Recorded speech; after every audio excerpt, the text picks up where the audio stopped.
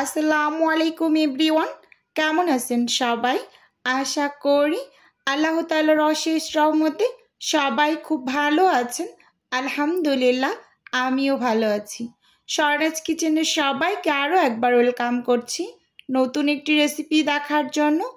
আজকে তৈরি করে দেখাবো কোনো রকম বেলাবেলি বা মাখার ঝামেলা ছাড়াই ভীষণ হেলদি এবং টেস্টি একটা নাস্তার রেসিপি। প্রথমেই এখানে আমি একটা মিক্সিং বোলে 1 কাপ আটা নিয়ে নিয়েছি। বন্ধুরা, আপনারা এখানে আটা বা ময়দা যার হাতের কাছে যেটা থাকবে সেটাই ব্যবহার করবেন। স্বাদ মতো লবণ দিয়ে দিচ্ছি, আর একটু বেশি টেস্টি করার জন্য এখানে 1 চা চামচ চিনি ব্যবহার করছি। এবার আমি সব শুকনো উপকরণগুলোকে উইক্স দিয়ে একটু মিশিয়ে নিচ্ছি। এতে করে আটার ভিতরে যদি কোনো দলা দলা শক্ত অংশ থেকে থাকে তাহলে সেটা কিন্তু ভেঙে যাবে। এবার আমি একটা মগে এখানে হাফ মগ দুধ নিয়ে নিয়েছি। এখন কিছুটা পরিমাণ দুধ আমি দিয়ে দিলাম। এবার উইক্স দিয়ে একটু মিশিয়ে নিয়েছি। বাকি যতটুকু দুধ ছিল পুরোটাই কিন্তু আমি এখানে দিয়ে দিয়েছি। আমার ব্যাটারটা কিন্তু এতটুকু দুধে একেবারে পুরোপুরি রেডি হবে না। আমি এখানে কিছুটা পানি ব্যবহার করব। আমার যেহেতু কাছে আর কোনো লিকুইড দুধ নেই, আপনারা চাইলে পুরো ব্যাটারটা পানি দিয়েও তৈরি করতে পারেন বা পুরোটা দুধ দিয়েও তৈরি করতে পারেন। দুধ দিয়ে তৈরি করলে একটু টেস্টি হয় বেশি। আমার কাছে যেহেতু লিকুইড কোনো দুধ নেই আর, তাই আমি পানিটা দিয়েই কিন্তু ব্যাটারটাকে রেডি করে নিচ্ছি। আর ব্যাটারটা কিন্তু একটু স্মুথলি রেডি করতে হবে।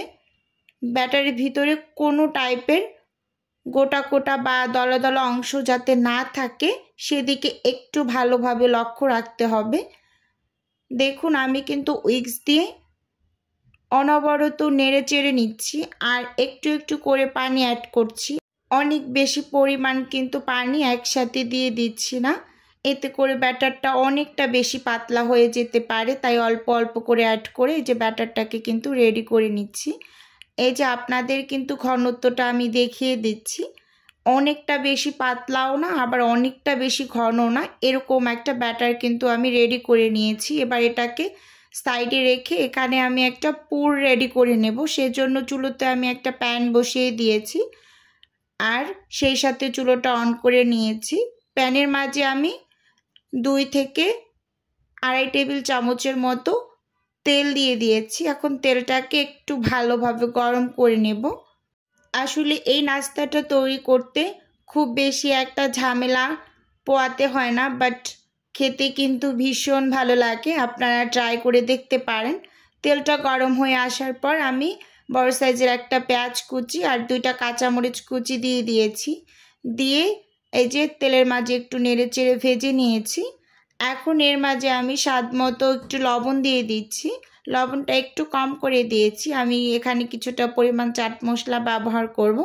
যেহেতু চাট মশলায়ও লবণ থাকে তাই এখানে আমি একটু কম করেই লবণটা দিয়েছি। এতে করে সব কিছুর ব্যালেন্স ঠিক থাকবে।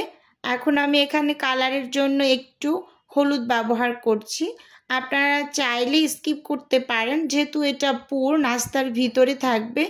একেবারে অনেকটা যে এসেনশিয়াল এরকম না, জাস্ট কালারের জন্য, দেখতে ভালো লাগার জন্য।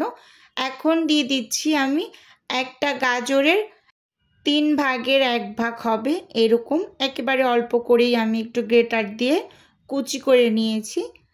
এতে করে নাস্তাটা খেতে ভীষণ ভালো লাগবে। আবার গাজর তো খুবই হেলদি একটা সবজি, এটা আমরা অনেকেই জানি। ভালোভাবে নেড়ে চেড়ে ভেজে এর মাঝে আমি একটা ডিম ভেঙে নিচ্ছি। এই যে দেখুন, আর এই পর্যায়ে কিন্তু আমি চুলার আঁচটা লো করে রেখেছি যাতে নিচ থেকে আবার লেগে না যায়। খুব ভালোভাবে কিন্তু স্প্যাচুলা দিয়ে এই যে নেড়ে চেড়ে ভেঙে নিচ্ছি। এখন আমি ঝুড়ি ঝুড়ি করে ভেজে নেব। এই ডিমের ঝুড়িটা কিন্তু এরকম খালি খেতেও আমার কাছে খুবই ভালো লাগে। আমি মাঝে মাঝে যখন কোনো ভাত খাওয়ার জন্য তরকারি থাকে না, তখন এভাবে আমি ডিমের ঝুড়ি বানিয়ে ভাত খেয়ে নিই, খেতে আমার কাছে ভালো লাগে। এই যে আমি এখানে সামান্য একটু চাট মশলা দিয়ে দিয়েছি, সেই সাথে ধনিয়া পাতা কুচি করে রেখেছিলাম সেটা দিয়ে দিলাম, দিয়ে খুব ভালোভাবে একেবারে নেড়ে চেড়ে নিয়েছি। আর ডিমের ঝুড়িটা কিন্তু এখন একেবারেই রেডি। জাস্ট এখানে আমি একটু এটাকে জুসি বানানোর জন্য 1 চামচের মতো টমেটো কেচাপ ব্যবহার করেছি, এতে করে একটু মিষ্টি মিষ্টি লাগবে খেতে পুরটা। এবার ভালোভাবে নেড়ে চেড়ে এই যে এখন আমি চুলো থেকে নামিয়ে নেব, একেবারে ঠান্ডা করে নেব। এবার আমি চুলোতে একটা প্যান বসিয়ে দিয়েছি, আর প্যানটাকে একটা টিস্যু পেপার দিয়ে খুব ভালোভাবে মুছে নিয়েছি। এখন যে ব্যাটারটা আমি রেডি করে রেখেছিলাম সেখান থেকে 1/2 কাপ পরিমাণ ব্যাটার আমি দিয়ে দিয়েছি, আর চুলোর আঁচটা একেবারে লো করে রেখেছি। প্যানটাকে একেবারে হালকা একটু গরম করেছি, দেখেই কিন্তু বুঝতে পারছেন চুলোর আঁচটা কেমন আছে। এখন এই যে আমি প্যানটাকে ঘুরিয়ে ঘুরিয়ে একটা রুটির মতো তৈরি করে নিয়েছি। একটু সময় ধরে অপেক্ষা করব উপরটা ড্রাই না হয়ে আসা পর্যন্ত। এই যে 1 থেকে 1.5 মিনিটের মাঝেই হচ্ছে দেখুন উপরটা কিন্তু ড্রাই হয়ে আসছে, ভালোভাবে একটু লক্ষ্য করুন, অনেকটাই কিন্তু ড্রাই হয়ে গিয়েছে। যখনই এরকম ড্রাই হয়ে যাবে বা আপনারা একটু চেক করে নিতে পারেন হাত দিয়ে, একটু হাত দিলে যখন হাতে লেগে আসবে না তখন বুঝতে হবে যে একেবারে কিন্তু এই যে রুটিটা রেডি। এখন আমি ওপরে যে পুরটা রেডি করে রেখেছিলাম সেটা 2.5 টেবিল চামচের মতো দিয়ে দিয়েছি, দিয়ে যেই ব্যাটারটা দিয়ে আমি এই রুটিটা তৈরি করেছিলাম এই যে একটা ব্রাশের সাহায্যে 2 সাইডে এই ব্যাটারটাকে একটু লাগিয়ে নিচ্ছি, এতে করে আমি যে রুটিটাকে ভাজ করব এটা আঠার কাজ করবে, সেজন্য এই যে দিয়ে দিয়েছি। দেখুন আমি স্প্যাচুলা দিয়ে কিন্তু 2 পাশ থেকে এই যে এরকম করে লাগিয়ে নিয়েছি, ভালোভাবে একটু লক্ষ্য করুন। এবার এই পাশেও আমি একটু ব্যাটার লাগিয়ে তারপরে স্প্যাচুলা দিয়ে ঠিক এই পাশ থেকে ফোল্ড করে দিয়েছি। আবার মাথার অংশেও কিন্তু আমি ওরকম একটু আঠা লাগিয়ে ওই পাশ থেকে ফোল্ড করে তারপর হচ্ছে উল্টে পাল্টে সুন্দর করে একটু ভেজে নেব। এই যে দেখুন একটা নাস্তা কিন্তু আমার রেডি হয়ে গিয়েছে। এবার আমি একটু উল্টে দিচ্ছি, উল্টে দিয়ে এখানে আমি একটু তেল দিয়ে দেব, 1 টেবিল চামচ হবে না, 1/2 টেবিল চামচের মতো তেল দিয়ে দিয়েছি। দিয়ে নাস্তাটাকে উল্টে পাল্টে সুন্দর একটা কালার করে হচ্ছে ভেজে তুলে নেব।